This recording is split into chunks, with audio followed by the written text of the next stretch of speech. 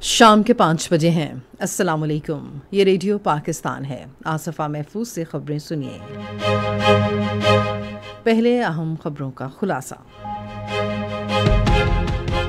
وزیر اعظم نے federal board of revenue کو سیلز ٹیکس فراڈ میں ملوث اداروں، کمپنیوں اور افراد کی نشاندہی کرنے کا حکم دیا ہے۔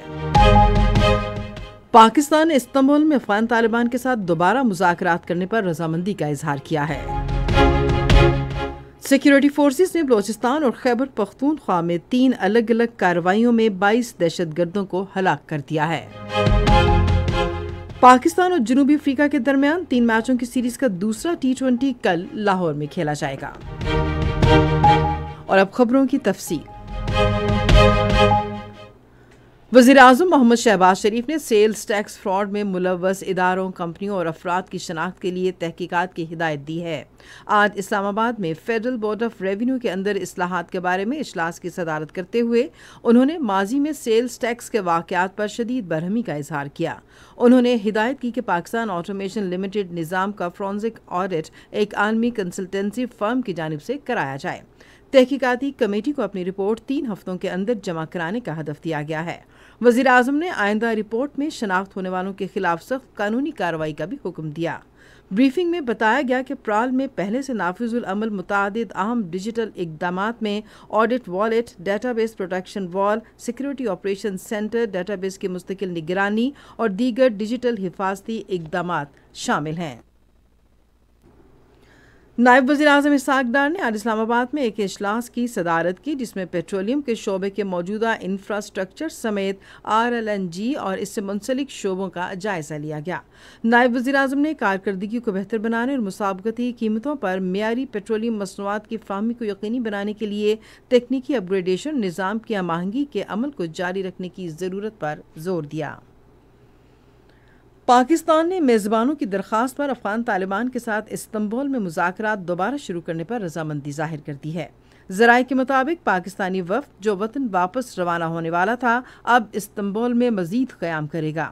ذرائع کا کہنا ہے کہ مذاکراتی عمل کو دوبارہ جاری رکھ کر امن کو ایک اور موقع دینے کا فیصلہ کیا گیا ہے۔ انہوں نے کہا کہ مذاکرات پاکستان کے اسی مرکزی مطالبے پر ہوں گے کہ افغانستان دہشت گردوں کے خلاف واضح، قابل تصدیق اور مؤثر کارروائی کرے۔ ذرائع نے بتایا کہ پاکستان نے ایک بار پھر زور دیا ہے کہ افغان سرزمین پاکستان کے خلاف دہشت گردی کے لیے استعمال نہ ہو۔ سیکیورٹی فورسز نے بلوچستان اور خیبر پختونخوا میں 3 الگ الگ کارروائیوں کے دوران 22 دہشت گردوں کو ہلاک کر دیا ہے۔ فوج کے شعبہ تعلقات عامہ کے مطابق ضلع کوئٹہ کے علاقے چلتن پہاڑوں میں دہشت گردوں کی مبینہ موجودگی کی خفیہ اطلاعات کی بنیاد پر کارروائی کی گئی۔ کارروائی کے دوران سیکیورٹی فورسز نے دہشت گردوں کے ٹھکانوں کو مؤثر طریقے سے نشانہ بنایا اور شدید فائرنگ کے تبادلے میں 14 بھارتی حمایت یافتہ دہشت گرد ہلاک ہو گئے۔ ضلع کیش کے علاقے بلیدہ میں ایک اور کارروائی میں دہشت گردوں کے ایک ٹھکانے کو تباہ کرتے ہوئے 4 دہشت گردوں کو جہنم واصل کر دیا گیا۔ مارے گئے دہشت گرد دہشت گردی کی مختلف سرگرمیوں میں ملوث تھے اور ان کے قبضے سے بھاری مقدار میں اسلحہ اور گولہ بارود بھی برآمد کیا گیا۔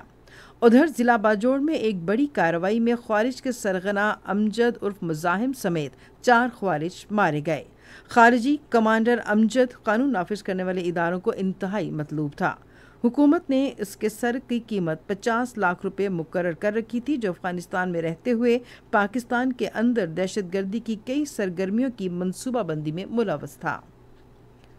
پاکستان اور جنوبی افریقہ کے درمیان 3 میچوں کی سیریز کا دوسرا T20 کل لاہور میں کھیلا جائے گا۔ میچ رات 8 بجے شروع ہوگا۔ جنوبی افریقہ کو سیریز میں 1-0 کی برتری حاصل ہے۔ ادھر ممبئی میں خواتین کے ICC عالمی کپ کے دوسرے سیمی فائنل میں آسٹریلیا نے بھارت کے خلاف اب سے تھوڑی دیر پہلے تک 32 اوورز میں 207 رنز بنائے تھے اور اس کی 2 کھلاڑی آؤٹ ہوئی تھیں۔ اس سے پہلے آسٹریلیا نے ٹاس جیت کر بیٹنگ کا فیصلہ کیا۔